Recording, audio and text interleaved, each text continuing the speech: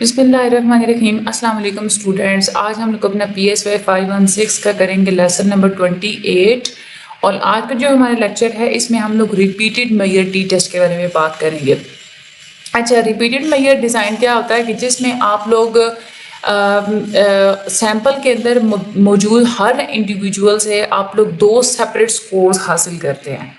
ठीक है, पिछला जो लेक्चर था उसमें हम लोग ने क्या कहा था कि 2 आप लोग ग्रुप्स लेते हैं और हर ग्रुप से एक दफ़ा ही आप लोग जो है वो ऑब्जर्वेशंस लेते हैं और दोनों ग्रुप्स के स्कोर्स को आप लोग आपस में कंपेयर कर लेते हैं।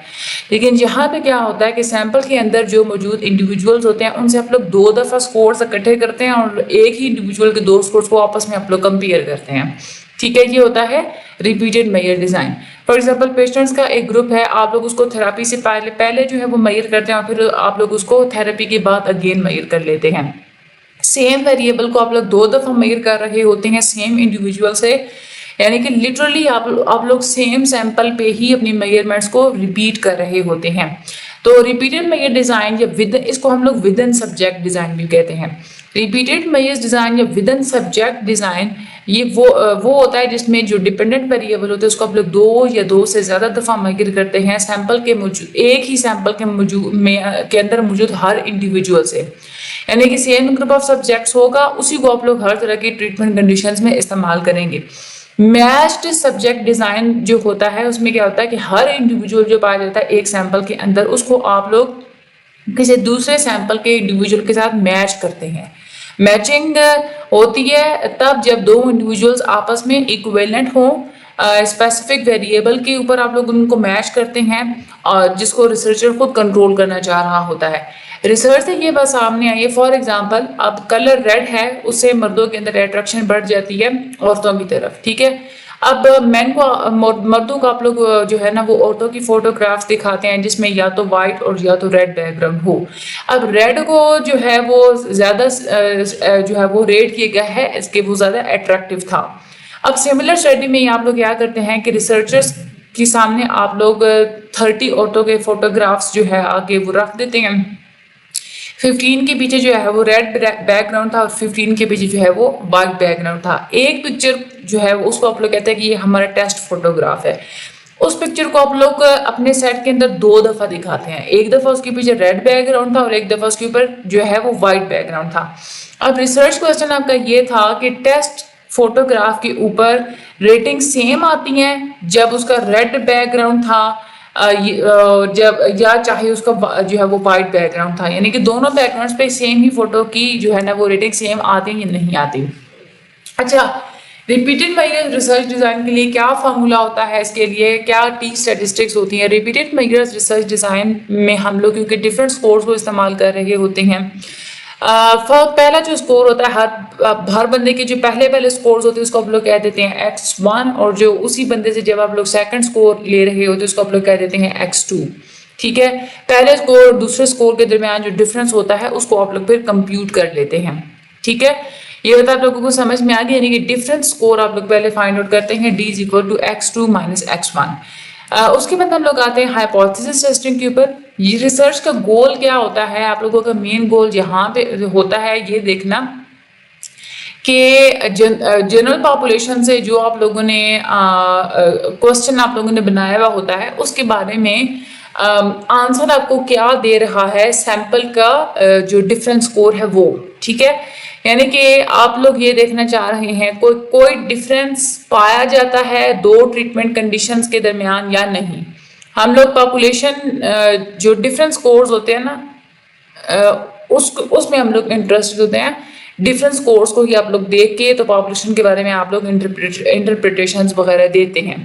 यहाँ पे आप लोग इंटरेस्टेड होते हैं कि आप लोगों ने पॉपुलेशन के जो डिफरेंट स्कोर्स होते हैं उनके मीन को आप लोगों ने फाइंड आउट करना होता है, यानी कि ये जो आप लोगों के डिफरेंट स्कोर्स आएंगे ना हर बंदे के अलग अलग, उनका आप लोगों ने फिर मीन फाइंड आउट करना होता है। वो जो आप लोगों के पास पॉपुलेशन मीन डिफरेंस होता है उसको आप लोग डिनोट करते हैं सिंबल के साथ माइक्रो D। ठीक है, ये यानी कि पॉपुलेशन का ये जो सिंबल है ये और साथ में D। अब हमेशा नल हाइपोथेसिस तो यही कहता है ना कि कोई अफेक्ट या कोई चेंज एग्जिस्ट नहीं करता, तो आप लोगों का क्या बनेगा null hypothesis. Null hypothesis is equal to जो पॉपुलेशन का जो मीन है वो और साथ में D इज इक्वल टू 0। ठीक है, यानी कि जो डिफरेंट स्कोर्स हैं पॉपुलेशन के मीन के जो डिफरेंट स्कोर्स हैं वो कितने हैं, वो 0 हैं।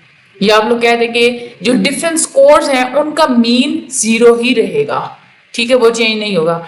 और ट्रीटमेंट इफेक्ट क्या होगा, अल्टरनेटिव हाइपोथेसिस में आप लोग यही कहेंगे, ट्रीटमेंट इफेक्ट आप लोगों को ये कहेगा कि जो है कोई ना कोई एक कंडीशन के जो स्कोर्स हैं वो दूसरी कंडीशन से हायर आएंगे या लोअर आएंगे। यानी कि आप लोग ये कह देते हैं कि डिफरेंट स्कोर्स के जो मीन है वो 0 के इक्वल नहीं होगा, ठीक है, इज नॉट इक्वल टू 0।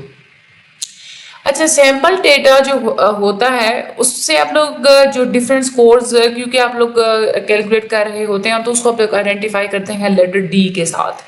अब आप लोग सारे जो है ना अपने फार्मूला के अंदर डीज को ही इस्तेमाल करते हैं ताकि आप लोगों को पता चले कि हम लोग यहाँ पे डिफरेंट स्कोर्स को लेते हैं as compare to the literal scores.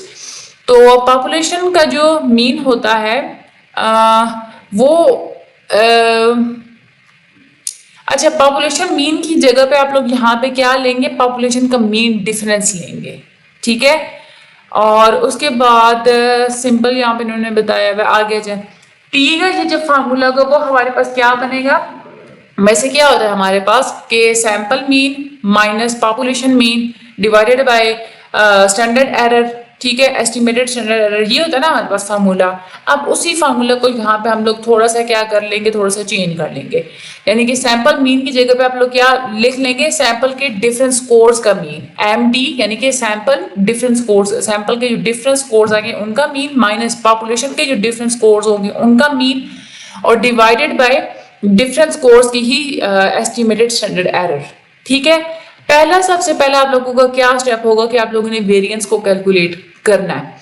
तो वेरिएंस को कैलकुलेट करने का क्या फार्मूला आप लोगों के पास होता है, SS डिवाइडेड बाय DF, यही आप लोगों के पास होता है ना, यह मैं आप लोगों को पिछले लेक्चर में भी बता चुकी हूँ। उसके बाद स्टैंडर्ड एरर ऑफ मेजरमेंट जो या आप लोगों ने जो एस्टिमेटेड स्टैंडर्ड एरर कैलकुलेट करना होता है वो आप लोगों ने कैसे कैलकुलेट करना होता है कि वेरिएंस को ही आप लोग डिवाइड कर देते हैं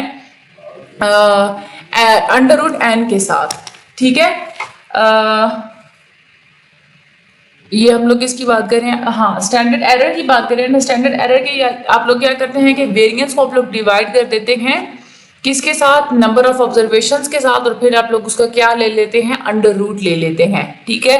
यहाँ पे आप ये वाला देखें, ये वाला फॉर्म इसको आप लोगों ने फॉलो करना है, ठीक है। ये वाला क्या है हमारे पास, ये वेरिएंस है, ये S⁻² डिवाइडेड बाय n, और ये जो √ है ना ये पूरे फार्मूला के ऊपर होता है, ठीक है। तो ये आप लोगों के पास ये वाला जो मेन फार्मूला है ना, ये आप लोगों का, ये आप लोग याद कर लें, ठीक है। ये इसका टी स्टैटिस्टिक का होता है। अच्छा, आगे वो कह रहे हैं कि SPSS में इसको कैसे फाइंड आउट करते हैं, तो वो आप लोग छोड़ दें। अब रिपीटेड मेजर टी टेस्ट की क्या एजम्पशंस होती है, वही सेम एजम्पशंस होती हैं जो कि हम लोगों ने इंडिपेंडेंट मेजर में पढ़ी थी। सबसे पहले लेवल ऑफ मेजरमेंट, यानी कि इसमें जो डिपेंडेंट वेरिएबल होता है आपने वो इंटरवल या रेशियो स्केल का ही लेना होता है, यानी कि आप लोगों ने कॉन्टिन्यूअस स्केल पे लेना होता है।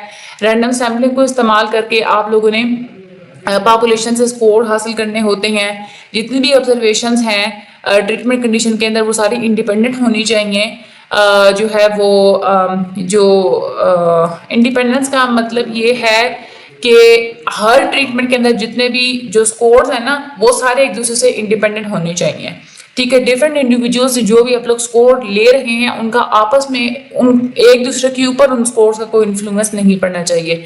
चौथी एग्जम्पशन होती है नॉर्मल डिस्ट्रीब्यूशन, यानी कि जिस पॉपुलेशन से आप लोग ले रहे हैं सैंपल वगैरह या स्कोर्स वगैरह, वो उसकी जो डिस्ट्रीब्यूशन है वो नॉर्मल होनी चाहिए।